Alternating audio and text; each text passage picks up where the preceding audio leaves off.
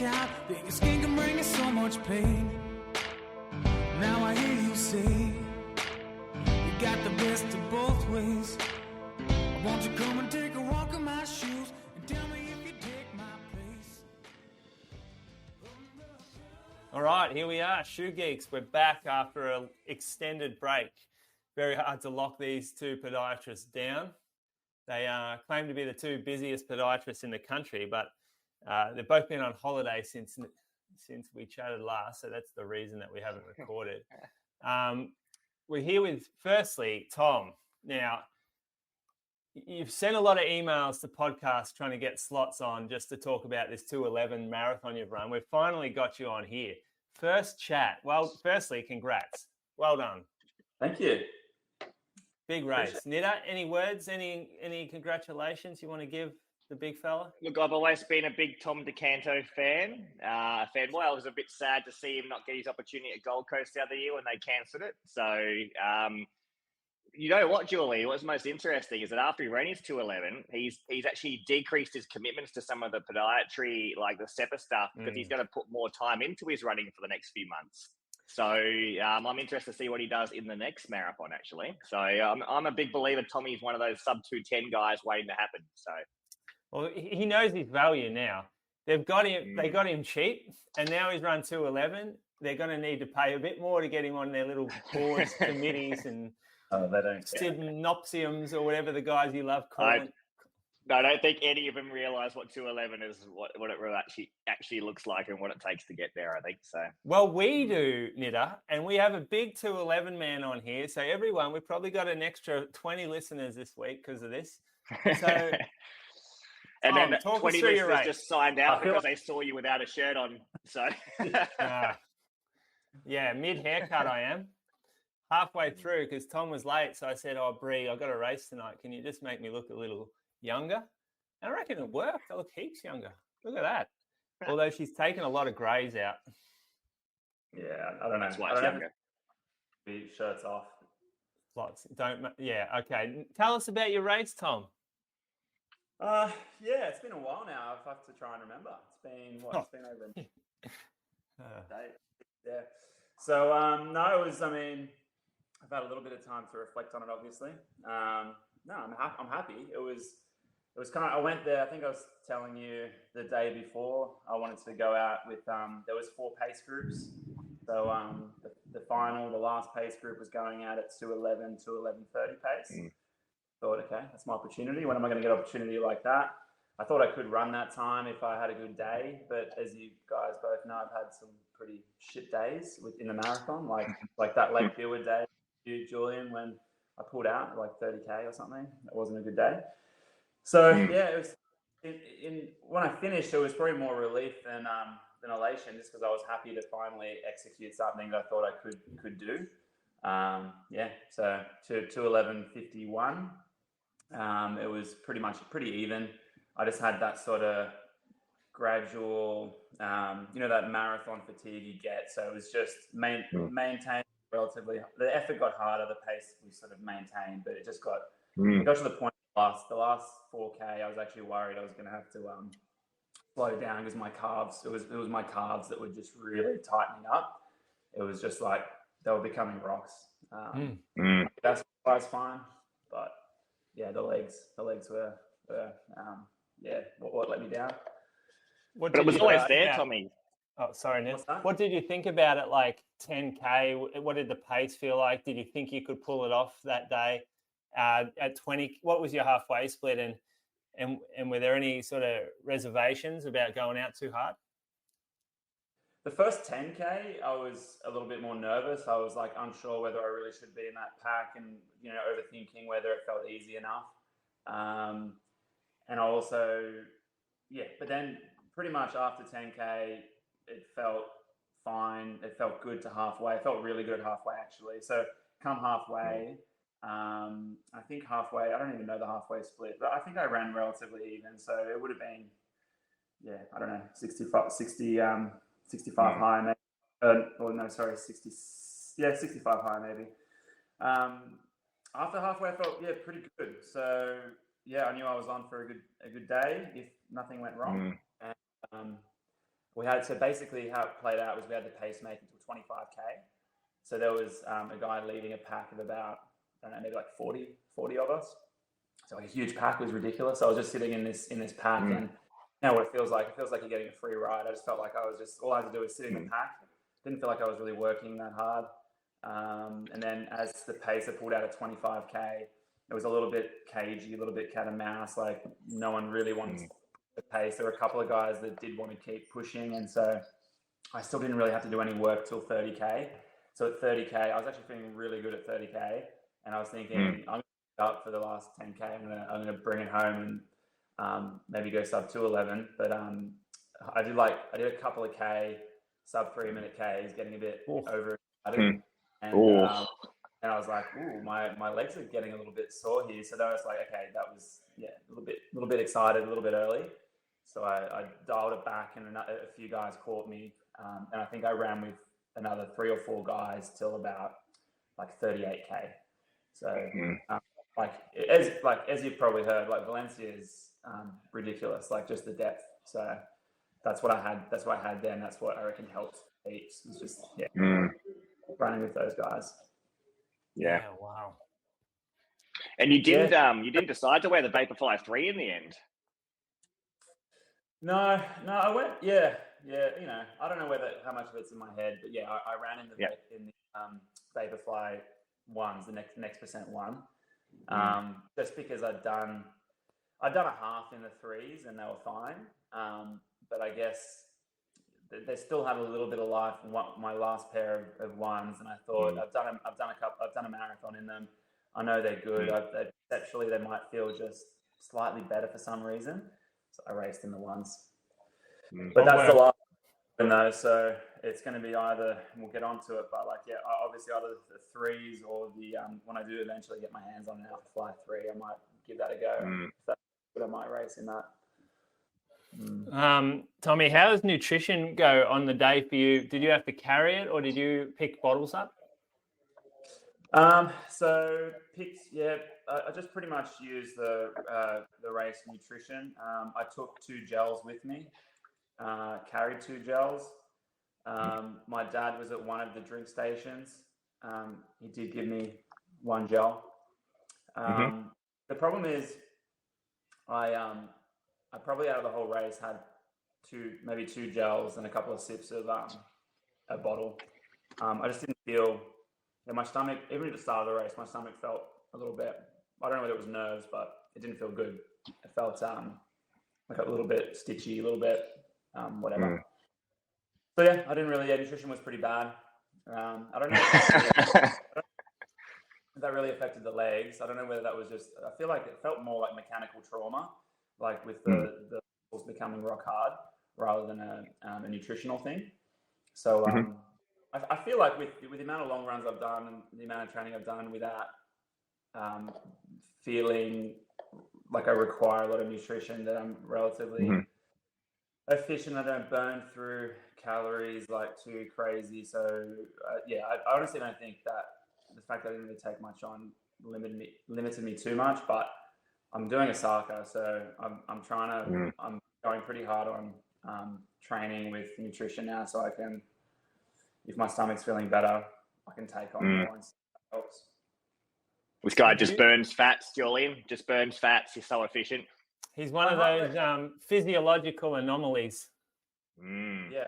What was it you were giving me shit for about that? Everything. Training. About my weight. And your weight. Yeah. I'll talk about that. The fact that I've got such a slow metabolism that if I just eat whatever, doing 200K a week, I could still put on weight. You didn't do any fad diets leading into this one, Tommy? What's that?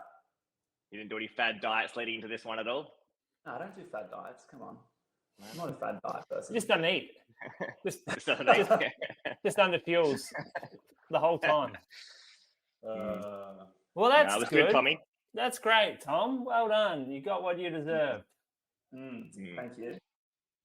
That's good. And it was really nice to see you do that, because it makes me feel like I'm only 60 seconds or so behind the guy that ran 2:11. I was behind you at Sydney a minute. And then Brett ran 2:8. So, geez, hard course, Sydney. Yeah. You went from 224 down to 224 down to 211, and Brett went from 223 down to, or was he 24 as well, all the way down to 28? How about that? Yeah. Tommy, I have a question for you. Have they interviewed you on the main show, Inside Running? Have you had an interview on the main show? No. Interesting. Pretty good runner for not interviewing a guy on the main show. You might have to get onto that, Brady. Yeah. Paul, I actually had him lined up for Shoe Geeks, but I reckon someone cancelled at one point, and then that was it. I said, I'll take care of that interview over here. But I reckon we need a proper full-on one where we go through all the fueling stuff. Brady can call you out in person on that. And then hear, maybe a little bit more. He's done a proper one with you, hasn't he? Yeah. Is that Tell Me Your Tales? Is that Tell Me Your Tales, or was that? No, I think it was on Inside Running. It was ages ago. There you go. Yep, might be for episode 2. Yeah. Yeah. Update. All right. Thanks, though. Nitta, what we got today is we got awards. We're going to do our awards for 2023. So we have 4 categories. We have best race shoe of 2023, and it has to have dropped in 2023, not like you guys getting prototypes or something. The shoe has to get released 2023. So we got best race shoe, best jogging shoe, biggest flop / worst shoe, and also what are you excited about in 2024? But before we get into that, let's just do a quick little recap of the last 2 months. Who has worn what? And a few quick comments on what you've been wearing. So let's start off, Nitta. What you've been wearing the last 2 months? Look, probably the biggest 2 changes I've been wearing is I have received 2 shoes, probably similar category, to be honest. I first got the On Cloud Eclipse. I know you were talking a bit about this, Julian. Oh, look, there's a classic rock in the base. It's a good example. This is the big boy from On, and look, it's the biggest shoe they have. It's probably a little bit higher off the ground than what the Monster is, a little bit softer, very aggressive rocker in the forefoot. Slow daily trainer, but I've found this shoe to be probably the most enjoyable one underneath the foot from On.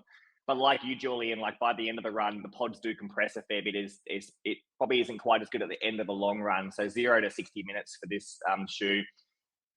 But look, it's still a move in the right direction from On. You can see the pods have been, what do they call this? The double cloud tech, is that right? And the helium foam is really nice underfoot. So the rocker is probably the most aggressive rocker out of all of the On shoes. So you definitely feel that forward assistance. But that's been an enjoyable shoe so far. Probably the other shoe that's probably a similar category is the Nova 4. You boys both have the Nova 4, don't you? Yep. Yeah. So look, it's a nice upgrade for number 3. It's a bit heavier. I'd say the upper is probably a little bit wider in the forefoot. Is that knitted upper? The midsole foam durometer. Look, apparently it's the same durometer, but it's not. It's got to be slightly higher density foam. And if you look down on the shoe straight away, you can see this big, large convexity of the midsole through here. It means it doesn't bottom out. So it acts a bit probably heavier and a little bit slower than the Nova 3 did, but it's better for a long time. I actually think it's a really good update from the ASICs. And I reckon probably from a daily trainer, I've taken it along as well. I've been shifting between this shoe and the Super Blast for longer runs as well. While the Super Blast is probably a better shoe to run a little bit faster in, I still probably, it's the next shoe that I go to for a long run actually at the moment. So it's between this and the Super Blast. So ASICs once again have just added another mileage shoe to their line, which is just, really, really good. So they've been the 2 recent ones I've been wearing, and they've both been really good additions. Yeah, there's in store that Nova Blast. We got it on a lot of feet lately. It dropped December 7, so pretty late. And the geometry of the shoe, they've somehow managed to use like a pretty traditional foam. Like there's no PBA, there's none of the fun stuff really in it. But the way they've shaped it gives it the toe spring and makes the shoe dynamic versus the Super Blast, which uses a dynamic foam to get the excitement factor. So it's the 4-foot Blast Plus, isn't it? It's the Eco. Is that right? Oh, mate, there's so many of them. Yeah. I honestly just starting to ignore the names being used, and I just go off how the shoe feels and the experience you get running it. But could you imagine the Nova Blast, but with the turbo foam? The way that's shaped, that would be the shoe right there. Probably. I reckon they're missing that because the combination of the geometry of the Nova and the fit and then the Super Blast foam, that'd be the one for me. It might need a bit more. It might need a bit more 4-foot foam, I reckon, just a touch more, I reckon, because the turbo might bottom out a touch more, I think. But look, you never know. So the Super Blast works because it's a lot of stack underneath the foot as well. So that's what makes it stiff. Because I actually, the other shoe I have been wearing a little bit as well, thanks to Molly, was I wore I finally got the Vimero, the new Vimero, and look, it's a nice shoe. It feels very traditional in geometry. So look, the rocker in the 4-foot sort of isn't really there, and I'm so used to the 4-foot. If I sit back and run slow on that shoe, it is actually a really nice feeling shoe. But I'm just so far removed from a shoe that doesn't have a lot of foam in the 4-foot and the rocker. So found it quite different to go back to. So been using it on the trails a touch more because the grip on the outsole of every Nike shoe is like a waffle. It grips the ground so well. That's been a really, really nice addition. So you're in that now where you're really just craving 4-foot stack? Basically, yeah. Yep. It is nice 4-foot stack, but sometimes, especially running dirt roads with a lot of corrugations and trails with tree roots, and if when you're trying to get going a bit late, and we're talking like 2.5 sort of hours to drop some pace, just getting rid of 4-foot stack can feel quite good. Not having to sort of sink through a shoe to toe off if the shoe's not plated or one of the race shoes, and that's why I like it, because I feel like I can find that point of return a lot quicker through the 4-foot. That's why I like it more than say running in a Nova Blast for those runs. The Super Blast, I don't know. The Super Blast has some magic about it where it just feels good at any pace. All right, cool. Well, what have I been running in lately? I've had some medial shin pain, so I've been in shoes that are a little more posted, and I've been using an orthotic. It's not really like a custom orthotic or anything. It was my friend who's a podiatrist. He does his own things, and it's like I'm not sure what the material is. It's like there's like 2 different densities, but I've been using that in my jogging shoes. I found that the best result I get is through quite rocketed shoes. That means I don't really have to, I guess, what's that? Use the calf as much. Yeah. So basically, if I'm not having to toe off as much, my shin feels better. Even though there is like still impact soreness, I can run more easily. So I've been using the Asics Glide Ride, and I put the device at the back of the Glide Ride and been jogging in that, and it's been all right. I can get through it fine, and it hasn't sort of regressed.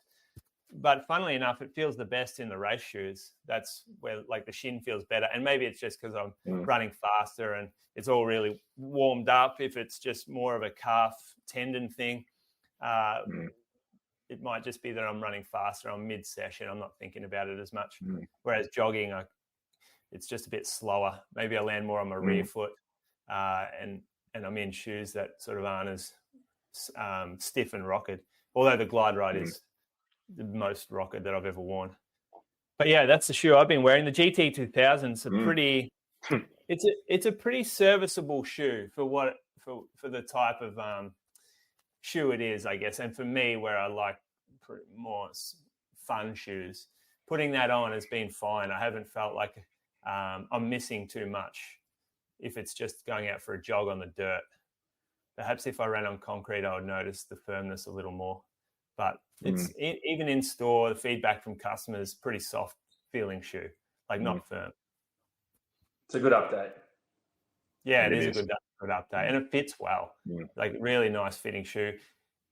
The 2E and the D width for ladies, like the wides, aren't that wide. We actually carry the women's in a 2E, so an extra wide. and it fits. It's a nice fit. Yeah, good. Yeah. And then I've also been wearing the Alpha Fly 3, which I'll talk more about when we go into our awards. Although it doesn't really fit our awards this year, so I'm going to talk about it now because officially it doesn't fit our awards. So I've been wearing this bad boy. So the Nike Alpha Fly Next Percent 3. Now this we got a couple of pairs. I got a pair sent from Chris Cook, who is a product designer over in Oregon, and also a pair from Molly, our friend at Nike in Australia. So big thank you to those guys for hooking us up, because these are some of the hardest shoes ever to get. Now, there's a bit of hype about this. I haven't been an Alpha Fly, like a massive Alpha Fly fan the last two models. The first version I liked, but I still preferred the Vaporfly over it. And the second version I never wore because of the fit just wasn't right for me. I found them also quite a bit slappy through the forefoot. I was really loud in the shoe in the previous models. But I can say that all my concerns have been addressed with this. Like the first thing after you slip it on, actually, no, you pick it up and you feel it's lighter. So it doesn't feel heavy at all. It's the lightest Alpha Fly they've made.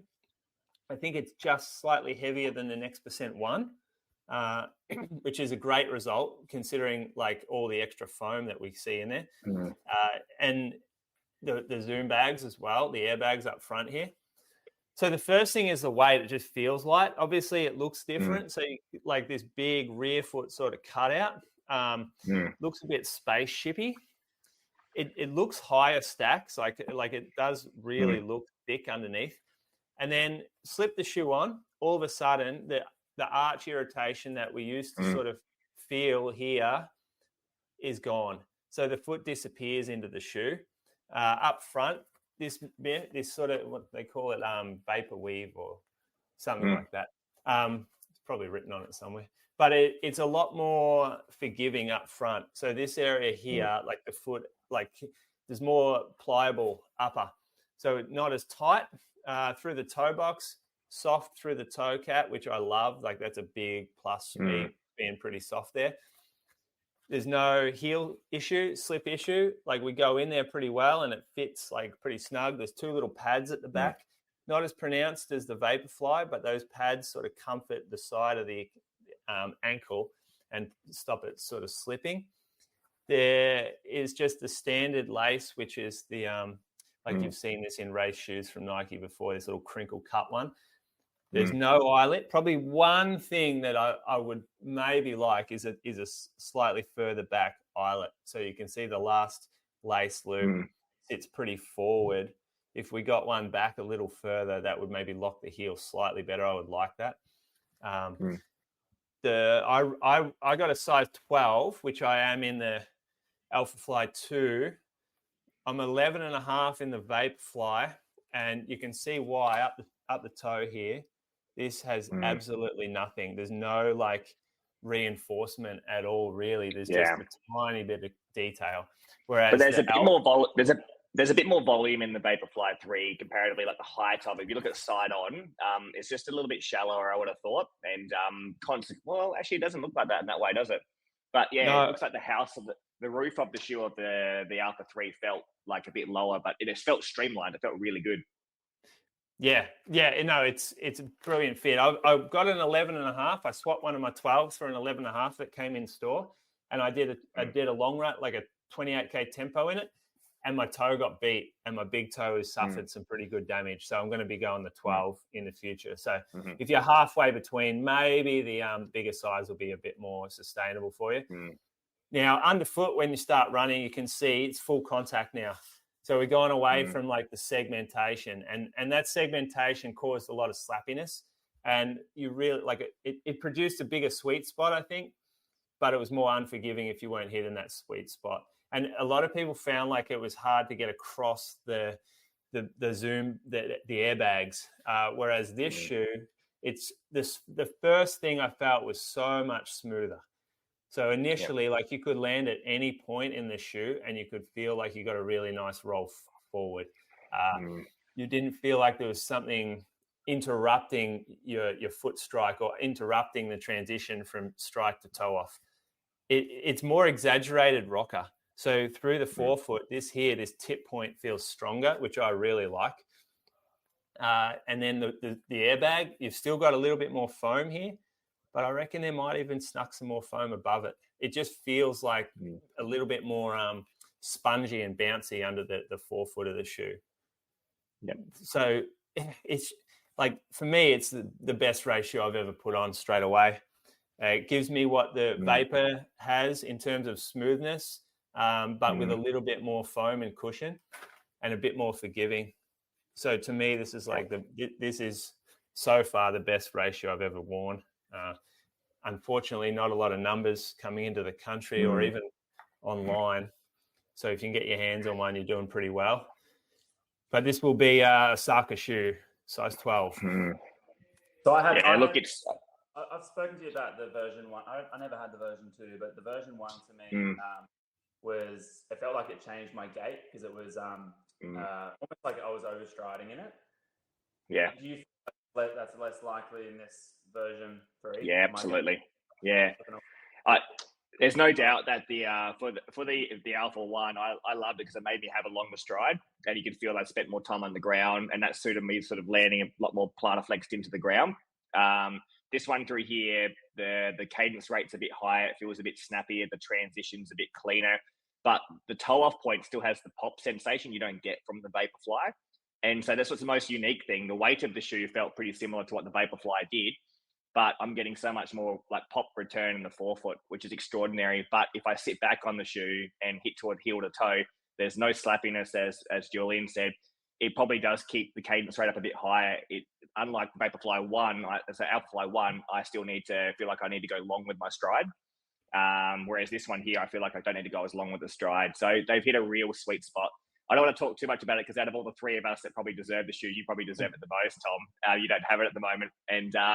But it's the best shoe I put on as a racing performance shoe straight out the box. I remember doing like a tempo, about 320 pace, and then doing some 400 meter repeats in close to 62, 63 seconds. And it functioned beautifully at both those paces. And it's just an amazing shoe. So, are you wearing it tonight, Julian, for the 10K? I am. I'm wearing this. Yeah. So I did 10 by K the other day in paces that I haven't run in ages in this shoe. And it didn't feel at any point did it feel sloppy. I didn't. That's insane considering how much shoe there is at the back here, and it just shouldn't work well on a track, but it does. I'll be very surprised, Tom, if you don't pick it over the Vaporfly 3 or the Vaporfly 1 for Osaka. But that's just. I hope you get the opportunity beforehand, because I'll be very surprised if you don't pick that. Yeah. Yeah, I just need to get some training in it before I choose it as a race shoe. That's agreed. He likes to be a bit different too, Nitta. Yeah, it does. Yeah, makes him feel special. That's special. All right, Tommy. So, what have you been running in the last couple of months that we don't know about? Probably nothing you don't know about. I've been sticking to. I mean, I haven't probably tried as many shoes as you guys have, but I do get given a fair few ASICS models, so I have been really cycling through their range a fair bit. So basically, mostly in the Super Blast and the Nova Blast, Nova Blast 4. And yeah, for me, initially when I got the new Nova Blast, I was a bit unsure whether I'd be liking it, because I always liked Nova Blast, like from version 1 as being like that really lightweight, snappy, bouncy, light shoe. And version 4 felt, and it is to me now, even after getting quite a few Ks in it, it's not quite in the same category. It's more of like a smooth, long cruiser for me, like slightly more flush instead of bouncy. Like, so even though it is that 4-foot Blast Plus foam that the Nimbus has, it doesn't feel as soft and plush as that. It's got a bit more pop to it. I guess it's evolved. Like it's definitely, it's different, but no worse than what it has been over the years from its first iteration. But I've been loving it for the just easy easy runs where the legs are a bit beat up, particularly calf and Achilles, like post-session days where I want like a high drop, early rocker, kind of calf deloader, sort of easier paces. It's worked really well. But then even a couple of long runs with, I know I like to do my long runs a little bit faster. So, some Ks under 4-minute Ks in them felt great still in the Nova Blast. So really versatile shoe, really comfortable out of the box. The upper's just super, super comfortable upper. Nothing wrong with it. I really like the new Nova Blast. A bit more stable than version 3. So version 3 was a little bit like version 1 in the sense that it was like quite light, snappy, and nimble. But this one, version 4, just it's probably more versatile, has more guts to it. You probably doesn't quite as fast, but yeah, I think for the purpose that I want it for, when I'm using a fast shoe, I'll just pick a different shoe. I'll pick, and getting to the point, I'll pick like a Super Blast. If I want to do a long run with up, or I just want to have a little bit more pace in my run, that's where the Super Blast comes in. So, it's a good point. Like, Julian, do you know if the Super Blast 2 comes in with the knitted upper, similar to the Nova Blast? Because this upper in the Nova Blast 4 is fantastic. It is a different upper. I can't remember. I think it is closer towards the knit, to be honest. I think it does go towards that. Yeah. Yeah. It also might gets be heavier, a bit more, more comfortable. Gets more outer sole too. I think it keeps the same weight, actually, but it gets a little bit more tread on the outer sole, which is good. And I think it gets rid of these bloody, like, same issue. See the rocks into the soft. Fine. I mean, it's perfect city shoe. Tom would never step on a rock his whole life. No, I don't know what rocks are. Yeah. All right. Well. Yeah. The other one is so they're my big boys, but historically, and I still want to touch with the less shoe. So I'm like not always in big shoe. Here we go. G2 2000. Definitely I've enjoyed that shoe. So I do think that's like. I haven't enjoyed any other GT 2000 from ASICS. So they've turned it into more of this geometric stability. So there's no posting and no plastic bits. So it feels smoother. The foam's slightly softer.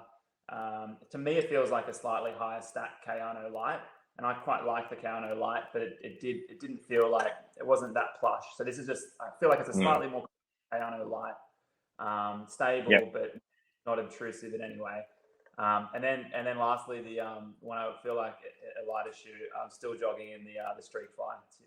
Streak Fly. Are you wearing the Nimbus 26 at all, Tommy? Nimbus 26 a little bit. I don't know. I just gravitate more towards the Nova Blast 4 since I've had that. As opposed to because I feel like it just deloads my calf. I just like the high pitch feel of the Nova Blast. Got it. Yep. Is good, but Street Fly I use for like shorter, easy runs, and when I'm doing strides. So I'll do some short hill strides a couple of times a week, and I'll jog maybe like 6 to 8K in those shoes. Do my hill strides, and then do another few K. Works well for that. Yeah, one thing I've noticed about your training is that you don't really do like 30-minute doubles or anything, which.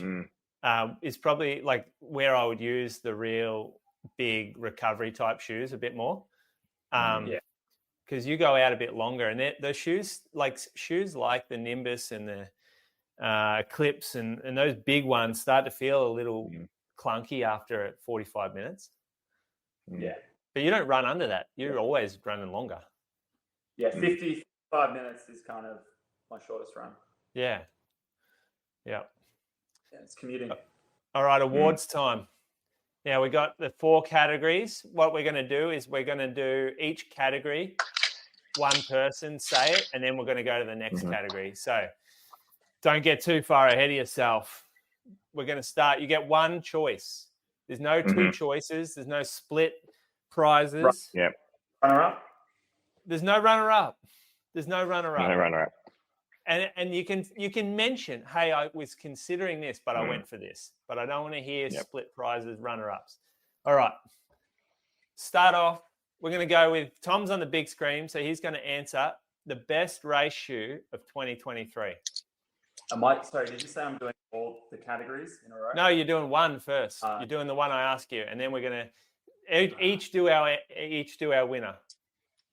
I mean, you probably know what I'm going to say. What do you think I'm going to say? Vaporfly 3. Vaporfly 3, yeah.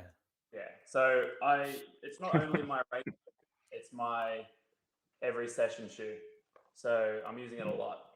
So that's like important to note. Like we can have that whole conversation around like when do you use race shoes, how much do you use them? But yeah, I'm in my Vaporfly 3s like at least twice a week, probably on average. I'm not using spikes as much at the moment with the marathon mileage and that sort of stuff. So I'm just in shorter sessions on a Wednesday in my Vaporflies, and then on the longer session. But is it really your race shoe of the year when you didn't wear it for your big race of the year? Well, it's the shoe that came out last year. So pick a shoe. Yep, fair enough. That's the answer. That's my answer too. So I got it here ready, waiting. I've tried a few this year. I tried SC Elite V3, Endorphin Pro V3. I had the Cloud Boom Echo. I probably had a few others. I can't remember. The Rebellion Pro last year. The Rebellion Pro was probably the craziest shoe of the year if you're going to do like biggest innovation. However, this shoe here I thought was a good update off the Vaporfly 2, which I didn't like at all. And it was crazy that I could go into this and actually really enjoy it when there was so few changes. But yeah, this was my marathon shoe. Wore this at Sydney. Probably wore it. No, it wasn't out when I did my track 10K, which I probably would have worn it there. Wore it a few races around the traps. I really liked it. It's a shoe you can do every session in. You can do your long tempos in. You can do track work. You can wear it on dirt. You can sort of see that the forefoot's got enough traction there. So it's versatile. They've just nailed the update on that one. Yeah. And it's going to, well, look, we can't talk about the Alphafly 3 yet because it's literally just landed. So that'll be a talk for next year. But we're going to well dominated by the Dragonfly on the track. I reckon this was the best upgrade for a spike. I found the substance in the forefoot more than the Dragonfly. Look, I think it's the best spike on the market distance-wise. It's definitely not as easy to access as the Dragonfly. Look, if I had any upgrades through here, maybe the upper could be a little bit more minimalistic. That would be the only thing I would say. But underneath the foot, this is the best spike in the world for 1500 meters plus. I don't think it is yet. Pardon? Oh, on 10,000. Yeah. Some people are listening to a podcast, not watching. Yeah. So, the on Cloud Spike 10,000 is my shoe or upgrade, or definitely best shoe of racing shoe of 2023. So, just to be slightly different.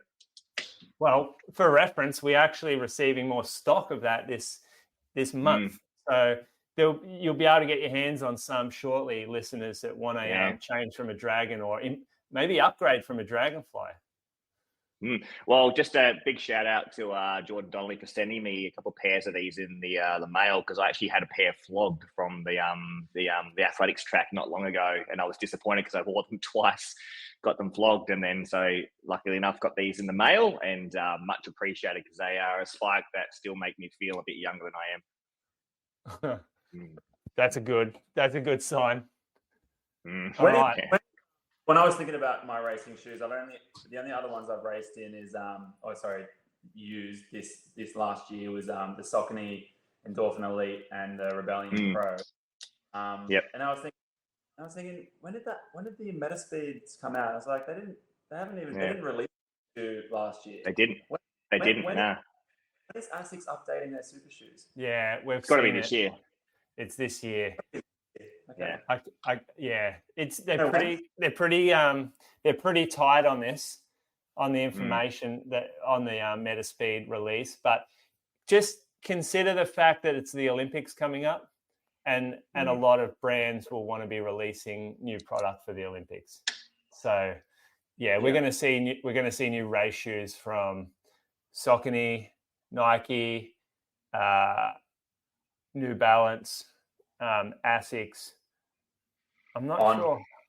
On for sure. We got two models coming from On that both look really good. Yeah. Brooks has got Hyperion Elite 4 coming out. Mizuno, they have Rebellion Pro 2 that's just dropped as well. So yeah, who else makes shoes?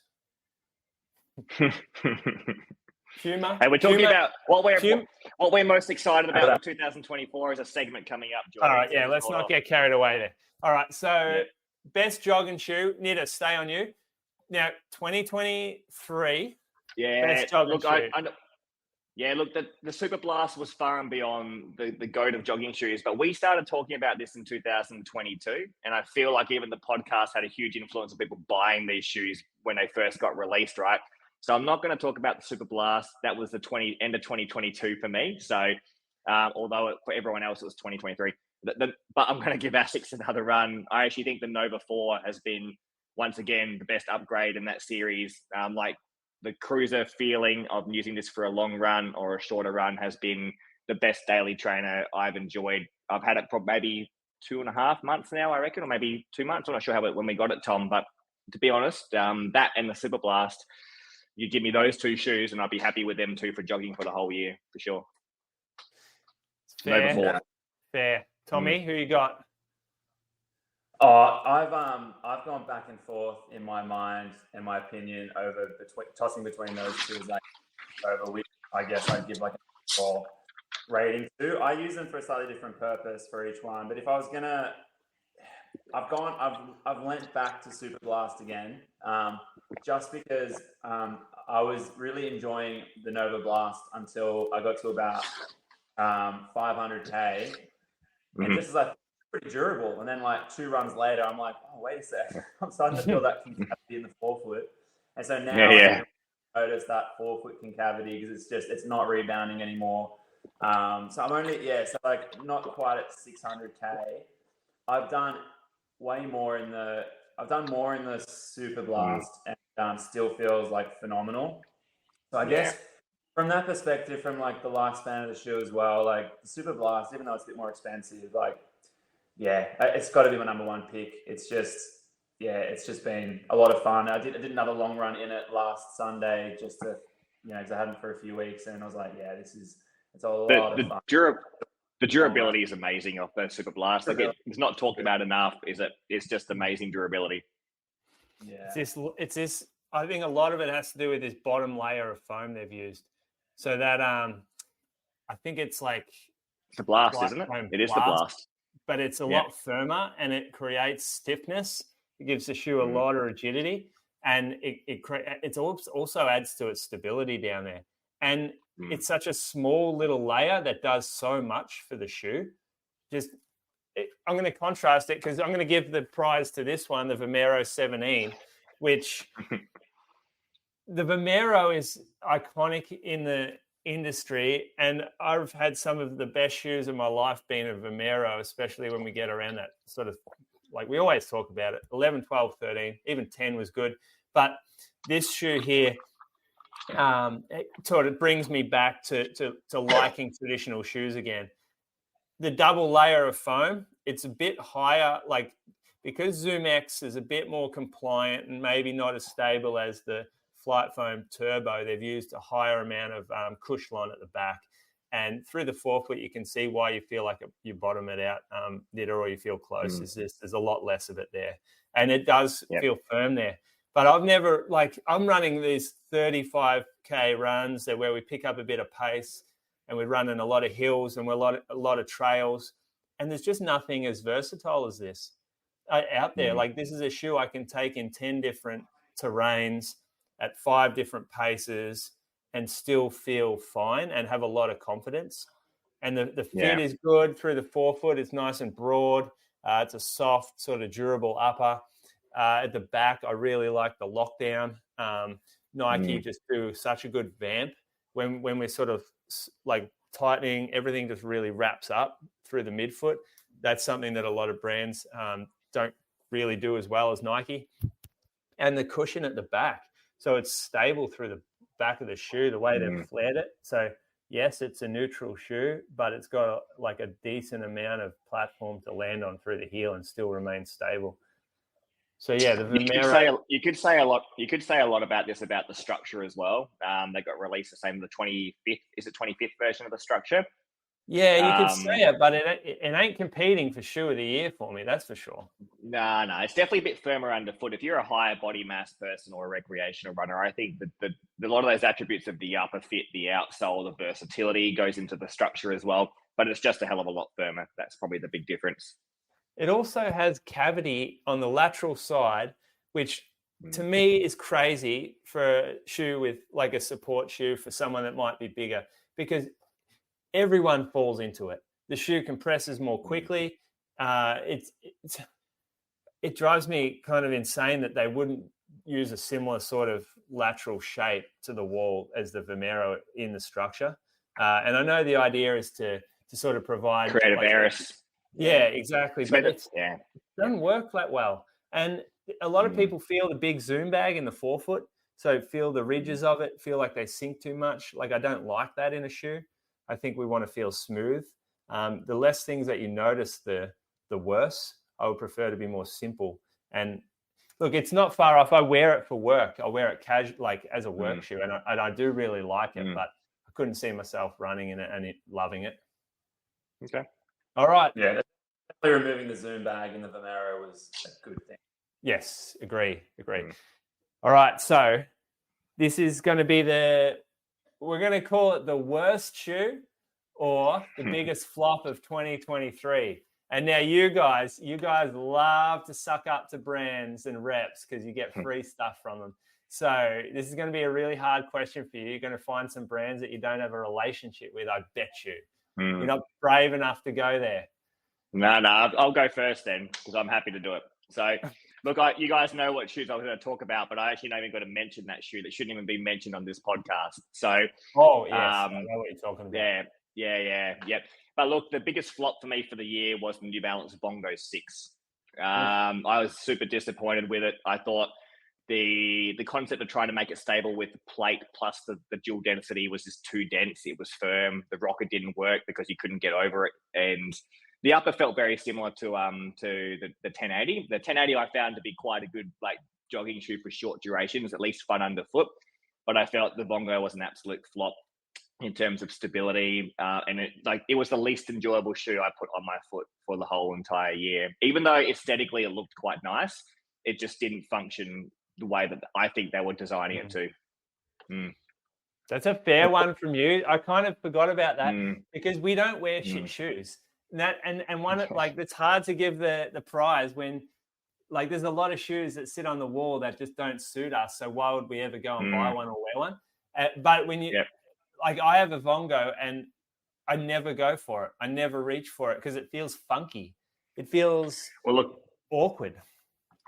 Yep, I was given some other shoes by a brand that's meant to be up and coming. It's been out for a while. The Vamazi shoes, podiatrists are going to be stocking them. This shoe hardly should get a mention.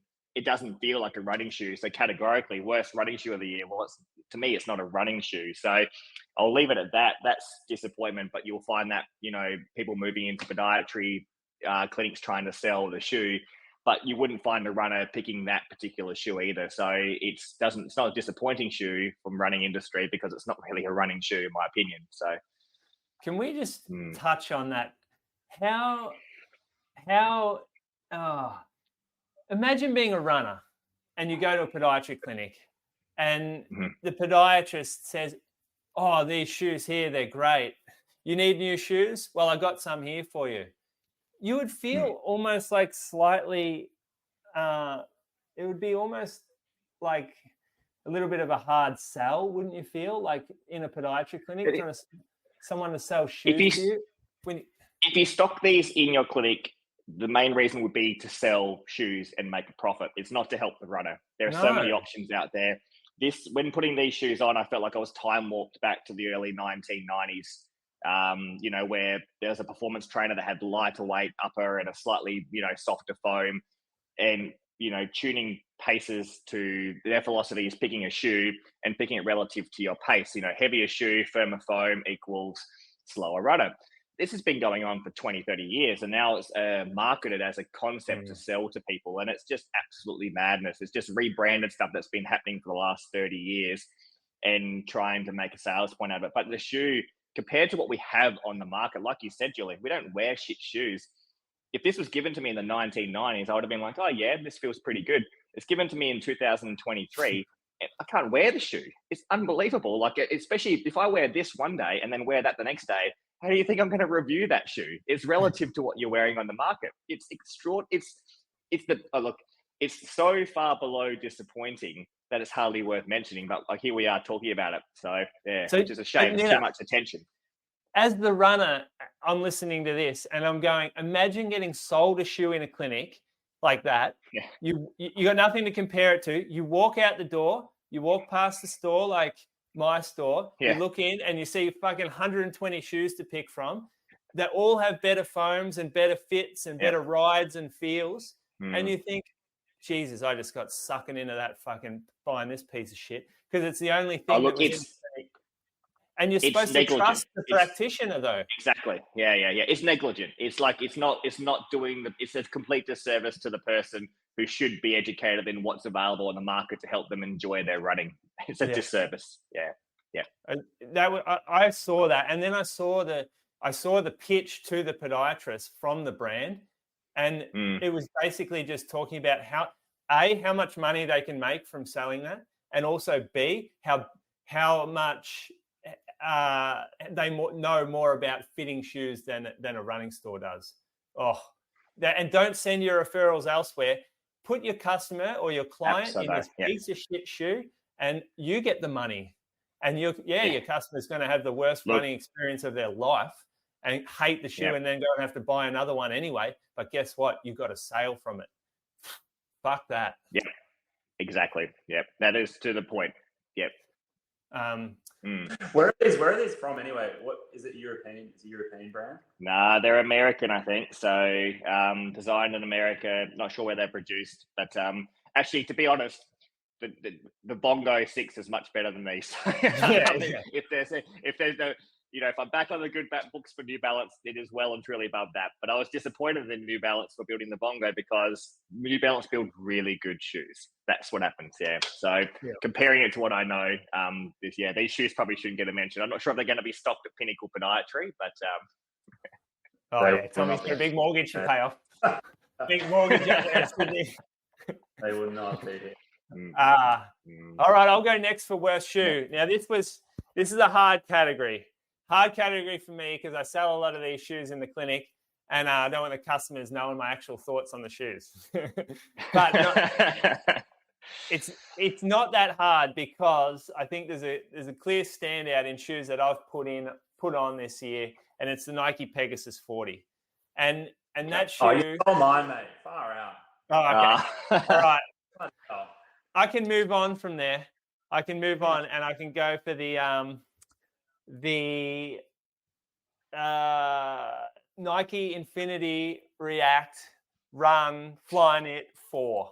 Now, that I have high hopes for that shoe. I still want that shoe to be the winner. I still think it can have a place, but it just can't the way they're directing it. They're making it so heavy. They're making it so unstable. The uppers are so loose. They're doing what Adidas kind of did to the Ultra Boost, I feel, in that they're taking it away from the running market and they're putting it into the lifestyle category. Not like the Ultra Boost, So I couldn't even, to be honest, I couldn't even walk in the shoe. The lateral cavity just I fell off it. The upper was too loose for me, like not strong enough lockdown. The foam, it just felt heavy. So I was very disappointed in that, and I still hope to see version 5 turn a corner. So there's me, Tommy. You got the? Oh, you're going to stay with the swoosh. Yeah. I think I did last year as well. I think I put Street Fly under the bus, yet I still use it. But I think that was because it wasn't. So sorry, Nike. I mean, obviously I love Nike, but that's part of the reason. Cause I always have high hopes for the Pegasus. So I grew up running in the Pegasus and loving the Pegasus. So then when it's out that I don't like, I'm maybe a little bit more harsh on it. But Nitta put it well when he described the category is which shoe did you put on that you found the least enjoyable this year? And that is the shoe that I found least enjoyable that I put on my foot, just for the fact that it was so hard. It just felt harsh. It literally felt like as I was landing, like it was almost like I could feel more trauma in my leg each step. It was that. I was like, where is the cushioning? There was no cushioning. But the combination of lowish stack height compared to, I guess, what I've been running in, plus Zoom Air units, which are pretty firm, and then the geometer of their EVA must be relatively firm in that shoe. So it just was not enjoyable. I gave it away after one run. Just because, someone else might enjoy it more than I would. I also didn't really enjoy the Infinity as I haven't with the other models, but it's definitely more enjoyable Infinity than the Pegasus. Fair. So that's my pick. Yeah. All right. Fair enough. I know you got an appointment, Tommy, so I'm going to ask you now, what are you excited about 2024? Footwear-wise, not your own career. Footwear-wise. Again. What did I write down? I wrote something here. I'm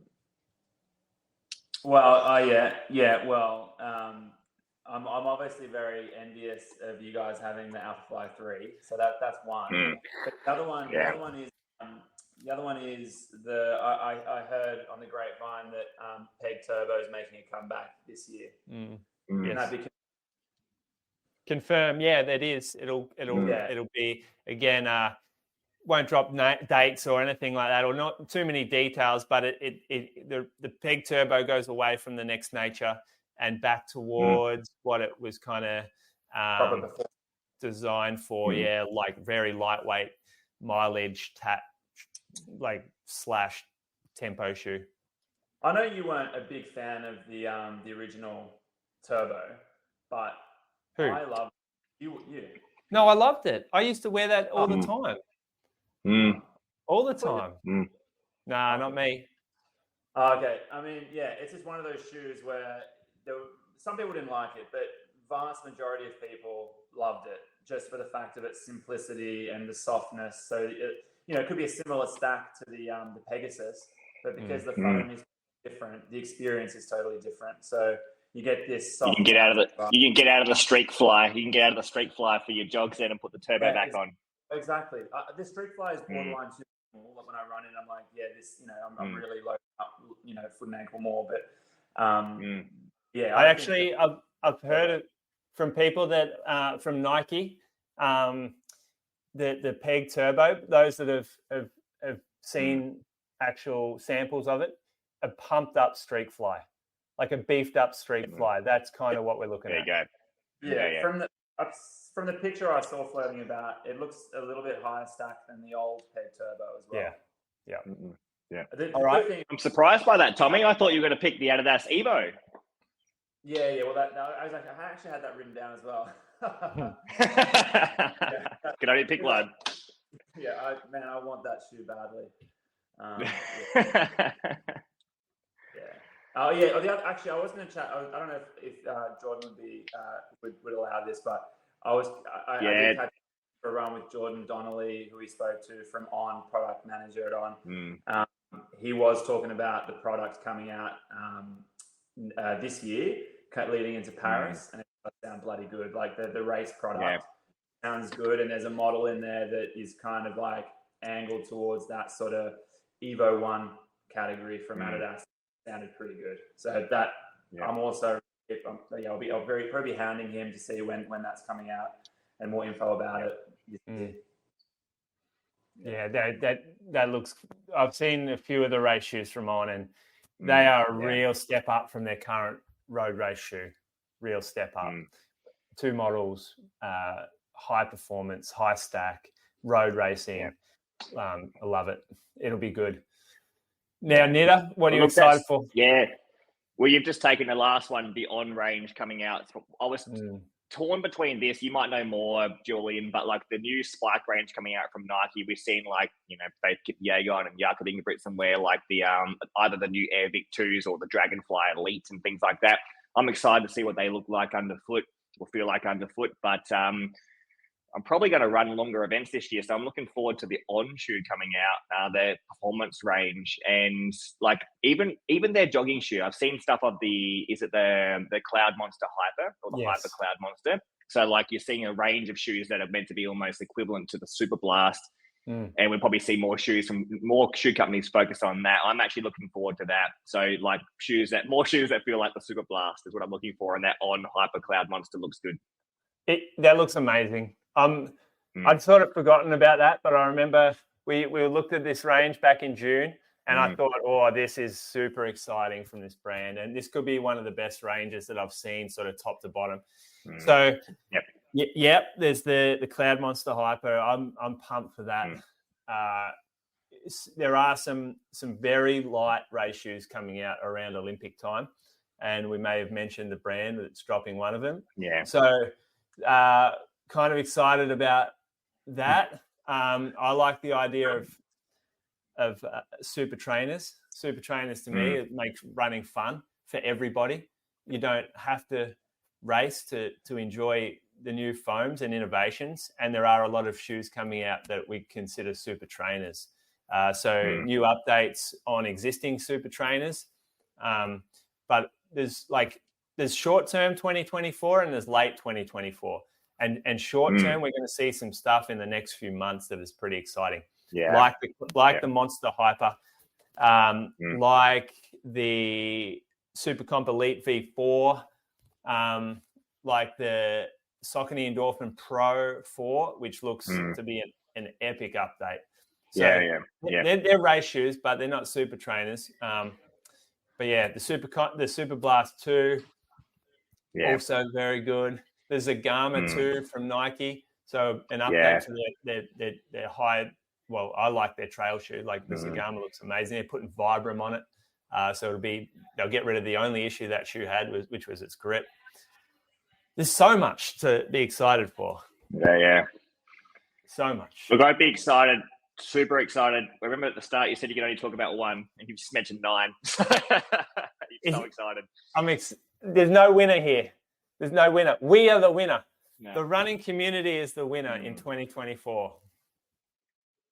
It's always good. Who the loser is. Yeah. The losers of this, the people who watch this in the video and watch Julian without a shirt this whole podcast. Oh.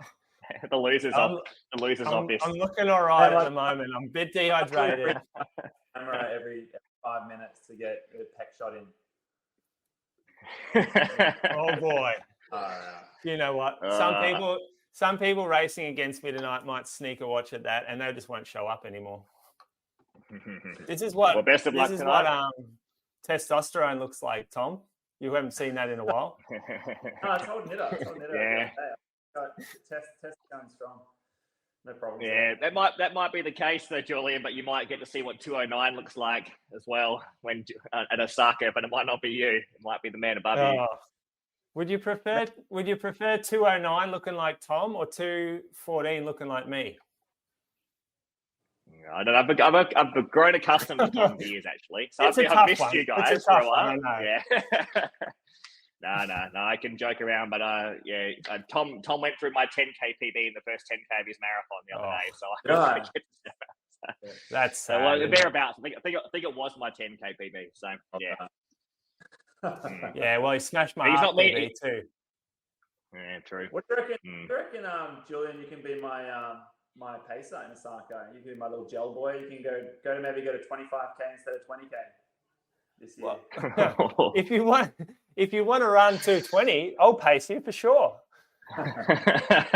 I'll give you a fun little ride at 220 pace.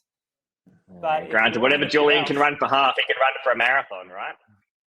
Yeah, and I can't run 65 minutes for a half, so sorry. I reckon you boys have boosted up the Osaka Aussie contingent numbers dramatically. So many going. Yeah, that's good. Have you heard from the elite field coordinator or anything? No, I emailed again yesterday. Haven't heard back. Did you? I reckon they're on holiday. No one's heard anything. Okay. All right. Well, anyone listening to this who's got a pair of size 13 or size 12.5 Alpha Fly 3s, get them to Tom. So they were sent. Apparently, they were sent same day as you. So, and they haven't arrived. Yeah. I'm a bit worried. It's a bit sad. All right. Yeah. Boys, All right, guys. thank you. Better get to Thank it. you. All right. Good chat. We'll see you guys next month or maybe later this month. Yeah, hopefully. Yep. See you later.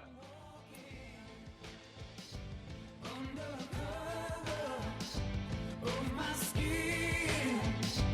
I've heard all your names. If it's all the same, I'll keep on walking.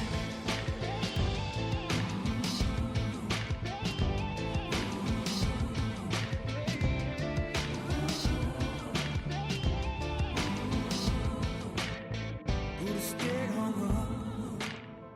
Could have been knocked down. But here I stand, a man whose roots he understands. And I'm gonna hold my head up high. I was told as a young man, doesn't matter if you're white or black.